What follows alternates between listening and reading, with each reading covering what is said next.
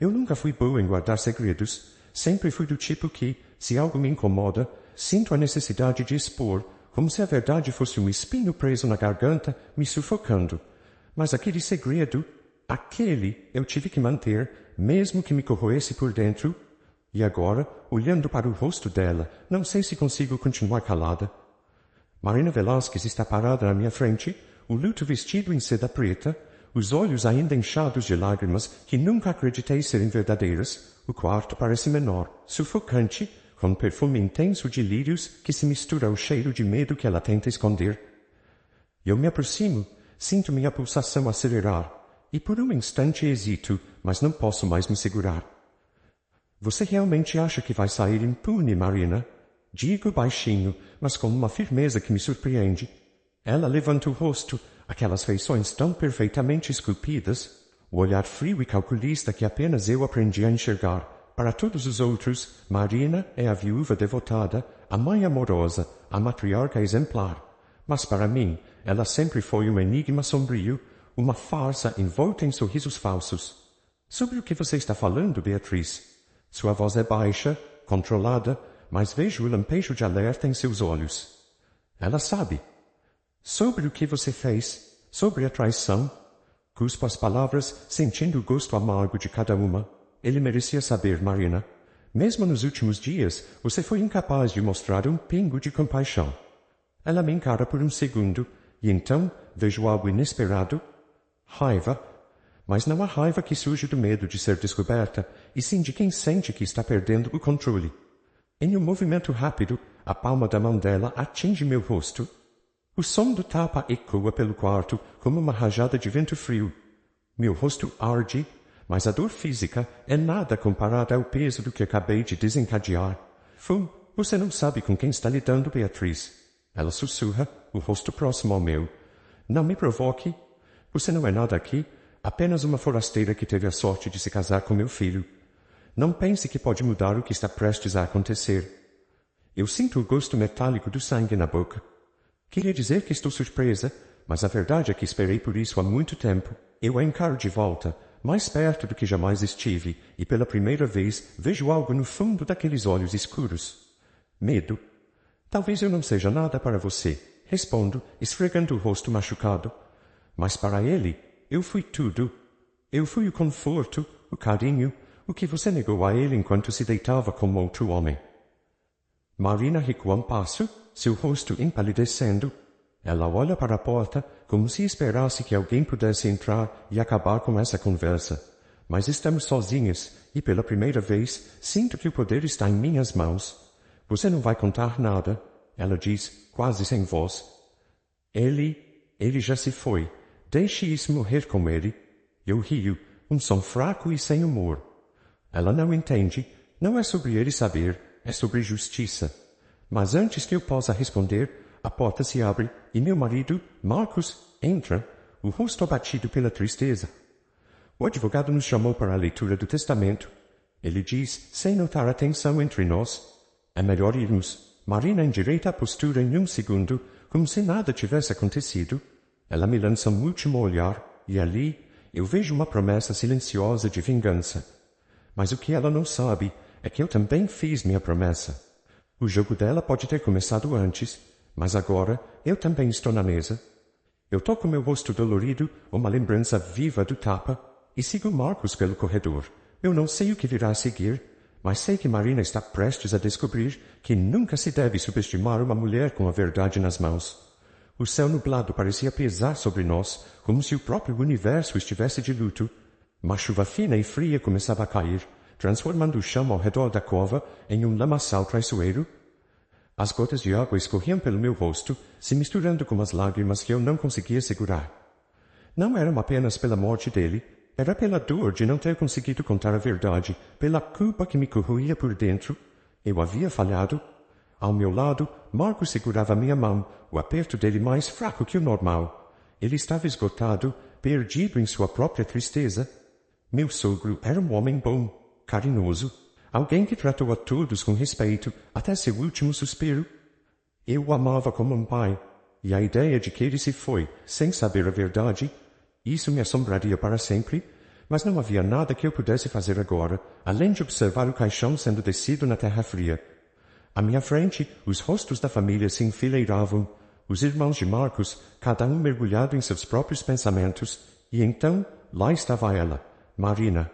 Marina Velasquez se destacava no meio da multidão, a viúva trajando preto da cabeça aos pés, com um véu delicado cobrindo seu rosto.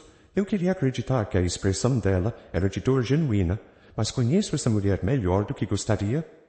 Seus olhos, inchados, pareciam inquietos. Não havia tristeza ali, apenas uma espécie de pressa velada, como se estivesse contando os minutos para o próximo ato de seu teatro. Talvez seja o que mais me repugne. A habilidade que ela tem de esconder o monstro que é sob uma máscara de fragilidade. A cerimônia chegou ao fim, e eu me senti incapaz de me mover. Meus pés estavam presos ao chão, como se o peso do segredo que carregava me ancorasse ali, junto àquela terra úmida. O pastor fez suas últimas orações, e as pessoas começaram a se dispersar, murmurando palavras de conforto. Eu mal conseguia ouvir. Tudo parecia abafado, como se eu estivesse debaixo d'água. Foi então que vi Marina se aproximar, lentamente. Ela me deu um sorriso pequeno, e algo em seus olhos brilhou, quase uma satisfação. Minha respiração acelerou. O rosto dela estava a poucos centímetros do meu, e por um segundo pensei que ela fosse me atacar ali mesmo, diante de todos. Mas em vez disso, ela inclinou a cabeça e sussurrou. Você deve estar se sentindo muito culpada, não é? Por não ter contado a ele. Aquela voz, doce e venenosa ao mesmo tempo. Minhas mãos tremiam. Eu queria gritar, arrancar o véu de seu rosto e expor suas mentiras para todos ali, mas minha voz ficou presa na garganta, sufocada por anos de segredos e cumplicidade silenciosa. Você é um monstro, Marina, sussurrei de volta, as palavras saindo em um fio de voz. Ela sorriu, como se eu tivesse acabado de lhe dar um elogio. E você é fraca, Beatriz. É por isso que não contou nada a ele, porque sabia que destruiria tudo. Ela se afastou, deixando-me ali, congelada. Não havia tempo para responder, para retaliar, porque logo em seguida Marcos apareceu ao meu lado, tocando meu ombro. Ele parecia ainda mais abatido agora, o rosto pálido e vazio. Vamos, ele disse quase sem voz. O advogado está nos esperando para a leitura do testamento. Testamento. A palavra caiu pesada, como uma pedra no fundo de um lago. Claro que Marina estava ansiosa. O brilho em seus olhos agora fazia sentido. Ela estava esperando pelo momento em que seus ganhos se materializariam, pelo prêmio que achava merecer. Segui Marcos em direção ao carro, sentindo o vento frio bater contra meu rosto. Cada passo parecia um esforço monumental, mas segui em frente, guiada por uma raiva que começava a ferver sob a superfície da minha pele. Ao entrar no carro, percebi que meus olhos encontraram os de Marina mais uma vez. Ela já estava sentada no banco traseiro de seu carro, o rosto sério, mas os olhos dela estavam cheios de expectativa. Enquanto o motor roncava e nos afastávamos do cemitério, uma sensação de inevitabilidade tomava conta de mim. Eu sabia que aquele testamento seria a chave para muitas revelações, e algo dentro de mim dizia que o destino não estava do lado dela. Afinal, o que Marina ainda não entendia é que as mentiras têm um preço. E eu estava prestes a descobrir se o meu silêncio havia sido um sacrifício ou um erro fatal. Quando entramos na sala do advogado, o ar estava pesado, denso com a atenção de todos os presentes. Meus cunhados, Eduardo e Ricardo, estavam sentados ao lado de suas esposas, sussurrando algo que não conseguia entender.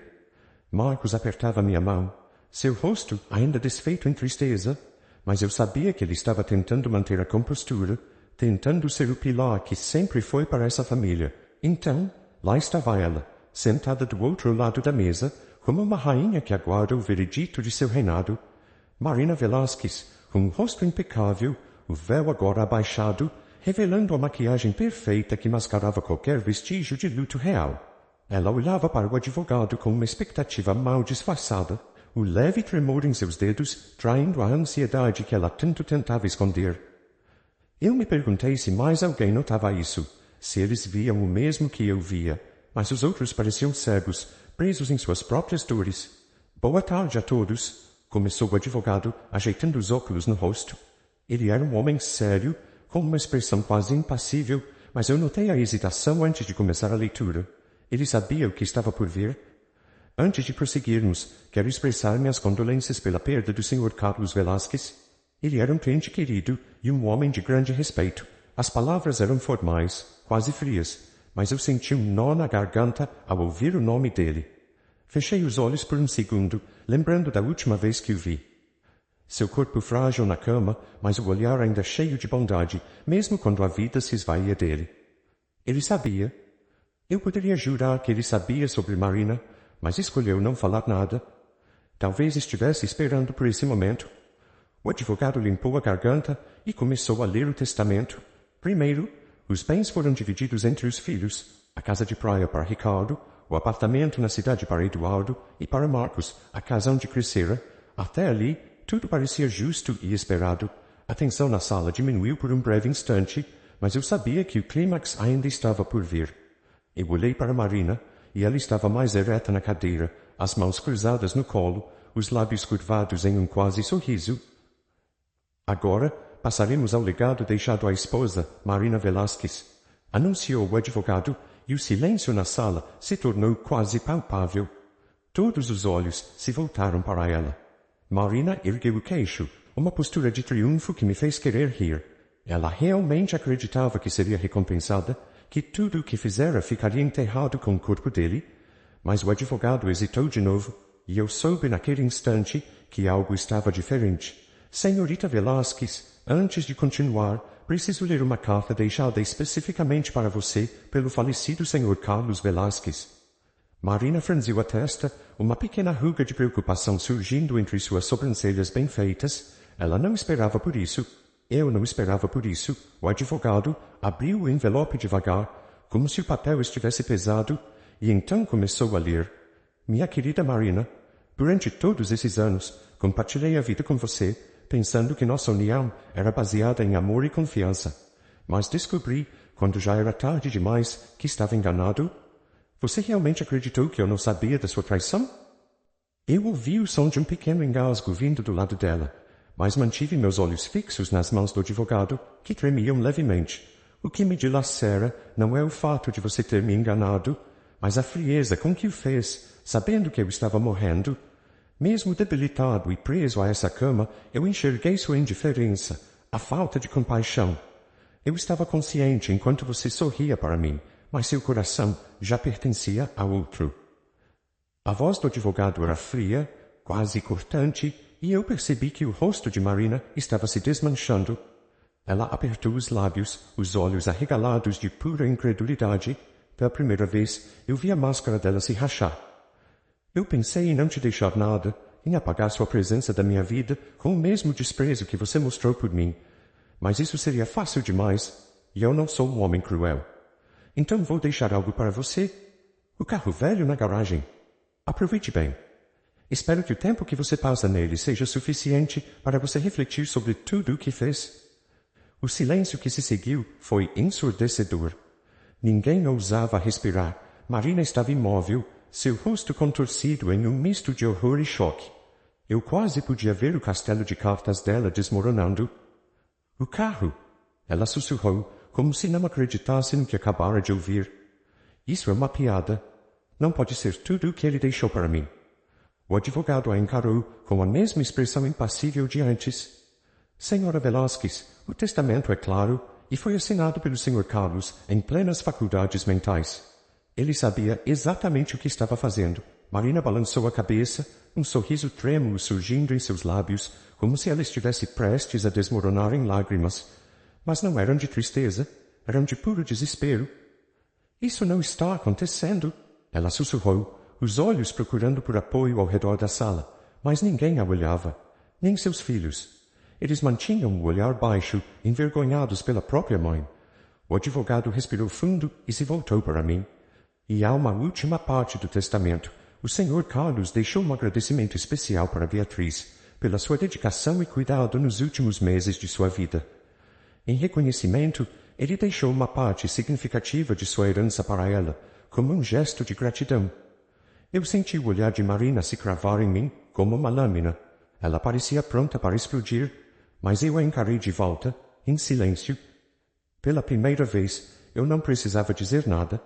As palavras de Carlos haviam falado por mim, fazendo justiça onde eu não pude, e naquele momento senti o peso do segredo se dissolver. O silêncio após a leitura do testamento se estendeu como uma corda tensa, esperando por um estalo que a quebrasse.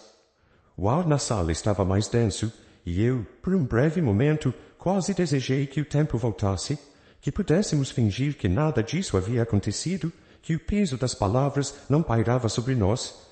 Mas não havia mais como fugir da realidade. O que Carlos, em sua sabedoria silenciosa, deixara para mim não era apenas uma parte da herança. Era um espólio de redenção, uma chave que eu não sabia que precisava, mas que agora parecia me permitir sair das sombras que há tanto tempo me consumiam. Marina ainda estava lá, imóvel, os olhos arregalados como se estivesse vendo algo que a fazia se perder no próprio abismo. Ela não sabia mais para onde olhar. Não conseguia esconder a humilhação, nem a raiva que queimava em seu interior. Ela não era mais a esposa que a todos enganava com suas palavras suaves. Não era mais a mulher que se escondia por trás de sorrisos calculados.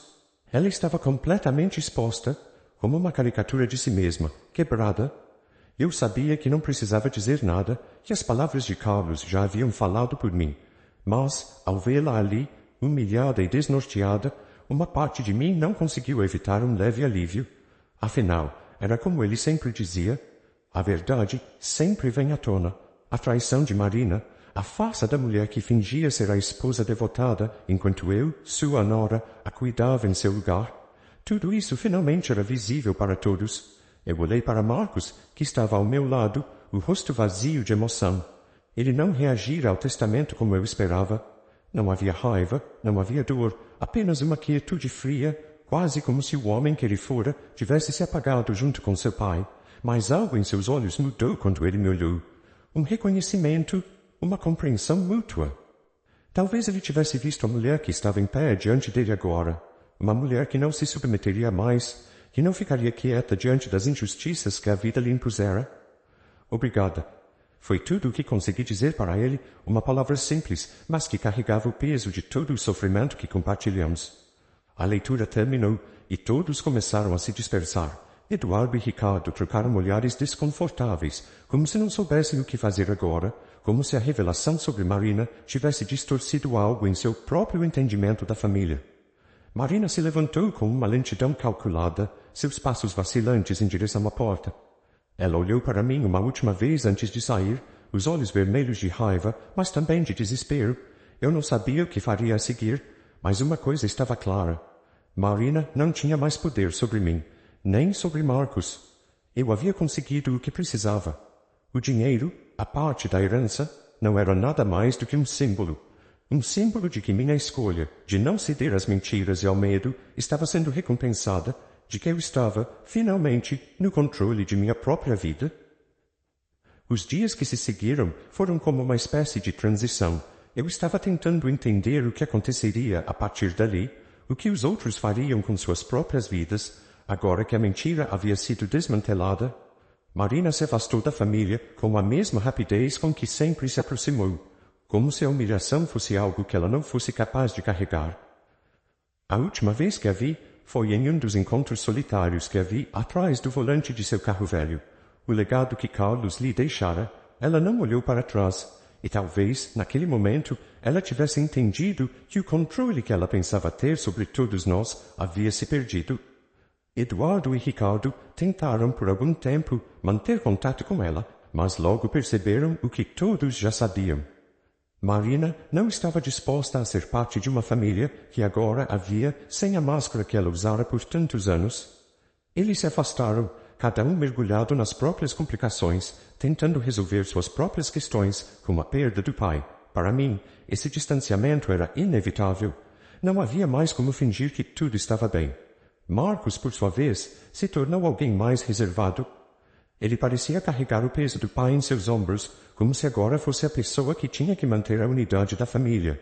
No entanto, havia uma frieza em seu olhar, como se ele estivesse distante, ainda lidando com a perda, mas também com a dura realidade de que ele nunca poderia mais ignorar a traição de sua mãe, o que antes era uma figura de autoridade e amor, agora se tornara uma memória distante, um espectro de quem ele imaginava que ela fosse. E eu agora? Eu havia me livrado de um fardo. A parte da herança que Carlos me deixara não era mais um fardo, mas um sinal de que minha dedicação e lealdade foram vistas, não por Marina, claro, mas por aquele que, embora nos últimos anos da vida estivesse distante fisicamente, nunca deixou de reconhecer quem realmente esteve ao seu lado. O dinheiro não fazia diferença. O que realmente importava era o que eu havia ganho, minha liberdade. Passei a olhar para minha vida com um novo entendimento. De alguma forma, o golpe cruel da morte de Carlos me deu uma nova perspectiva sobre o que eu realmente queria para mim. O amor, a lealdade e a verdade não eram algo que eu poderia esperar dos outros, mas algo que eu precisava buscar em mim mesma. Eu não me sentia mais perdida. Eu sabia quem eu era e o que merecia. A dor que carreguei por tanto tempo, a dúvida sobre minha própria força, finalmente se dissipava. Eu, Beatriz, agora era alguém capaz de recomeçar. Eu não precisava da aprovação de mais ninguém. Minha vida estava em minhas mãos, e isso, finalmente, me dava uma paz que eu nunca soubera que precisava.